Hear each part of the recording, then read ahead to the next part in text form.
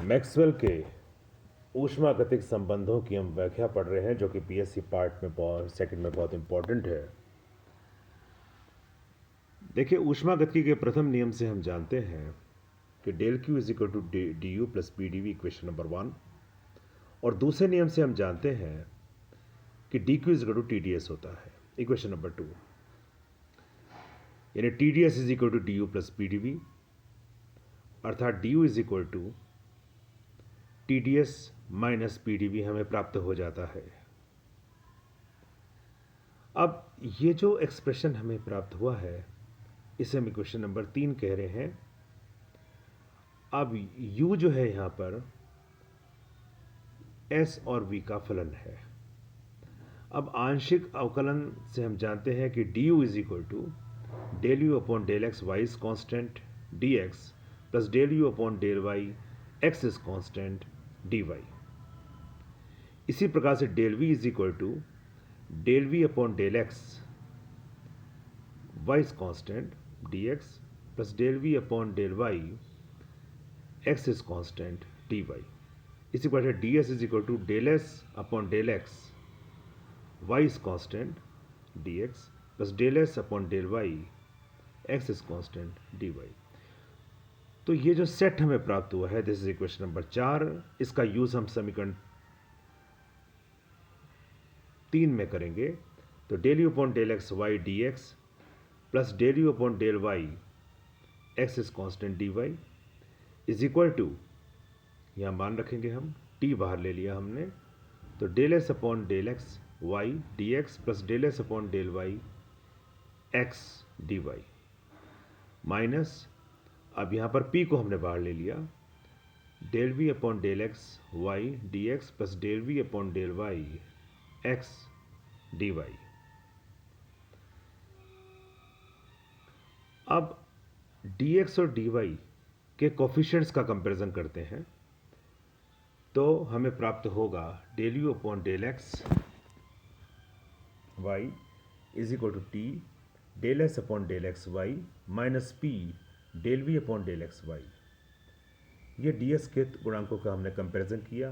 इसी प्रकार से डी वाई के कोफिशिएंट्स का हम कंपैरिजन करेंगे, तो del we upon del Y x d y is equal to, d y के कोफिशिएंट का कंपैरिजन कर रहे हैं, डी वाई को हम हटा देते हैं, इज इक्वल टू, ये हमें प्राप्त होगा t D s del S upon del Y x minus p del we upon del Y x is constant. तो ये डी वाई के कोफिशिएंट्स का कंपैरिजन करने पर हमें प्राप्त हो जाएगा। This is equation number 5th and 6th। अब समीकरण 5 का y के सापेक्ष आंशिक अवकलन कर देते हैं और 6 का x के सापेक्ष आंशिक अवकलन कर देते हैं, तो हमें प्राप्त होगा del two Y upon del x del Y, अर्थात del two U upon del x del Y, और यहाँ पर प्राप्त होगा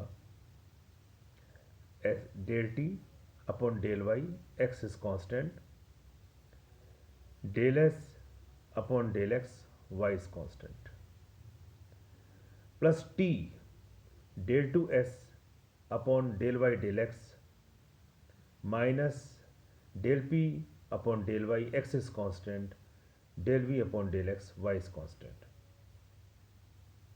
minus p del two v upon del Y del x. अब समीकरण 6 का हम डेल एक्स के सापेक्ष अवकलन कर रहे हैं, तो del two v upon del x del y is equal to del T upon del x Y is constant del S upon del Y x is constant plus T del two S upon del Y del x minus del P upon del x Y del we upon del Y x is constant minus p del two v upon del x del y. तो ये हमने आंशिक अवकलन कर दिया। अब देखिए, ये दोनों बराबर हैं, तो दोनों के RHS बराबर हैं, तो निश्चित बात है कि LHS बराबर होंगे। अब ये दोनों पार्ट जब बराबर होंगे तो ये दोनों कॉमन होके कैंसिल हो गए। इसी प्रकार से ये दोनों कैंसिल हो जाएंगे। अब जो रिमेनिंग चीज होगी, जो हमें प्राप्त होगी, वह होगी del T upon del Y x is constant, del S upon del x Y is constant, minus del P upon del Y x is constant and del v upon del x y is constant is equal to del t upon del x y is constant, del s upon del y x is constant, minus del p upon del x y is constant, del v upon del y x is constant। तो ये एक सामान्य समीकरण हमें प्राप्त हुआ है। अब इसमें x और y में से x को हम यांत्रिक चर ले रहे हैं और y को ऊष्मागतिक चर ले रहे हैं। यांत्रिक चर अर्थात जो यंत्र से संबंधित हो, यानी प्रेशर, वॉल्यूम। इसी प्रकार से जो ऊष्मागतिक चर है वो हो गया टेम्परेचर T और एंट्रोपी S।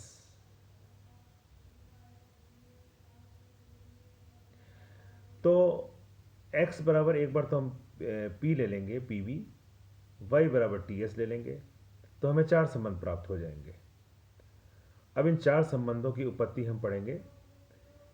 x बराबर S, y बराबर v, x बराबर T, y बराबर v। एक तो ये संबंध हो जाएगा, दो संबंध तो ये हो जाएंगे। इसी प्रकार से x बराबर S और y बराबर p, और चौथे में x बराबर T और y बराबर p। तो इस प्रकार से हमें चार संबंध प्राप्त हो जाएंगे। तो अब इनको वन बाई वन हम प्राप्त करते हैं। सबसे पहले हमने चार कॉम्बिनेशन बनाए थे, S V, T V, S P, T P. X बराबर एस लें, वाई बराबर वी लें, तो जो जनरल समीकरण था वो हो जाएगा del T upon del Y X, del S upon del x Y, minus del P upon del Y x.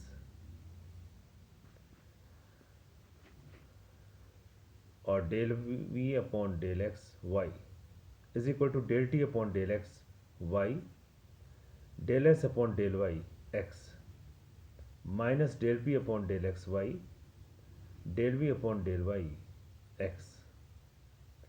अब x बराबर s लेंगे, y बराबर v लेंगे, तो हमें प्राप्त होगा del T upon del Y x यानी s, del S upon del x y बराबर v, del p upon del v s, और del v upon del x, यहाँ s के स्थान पे हम s रखेंगे v, del t upon del s v, del s upon del v s, minus del p upon del s, v is constant, del v upon del v s के स्थान पे s रख दिया।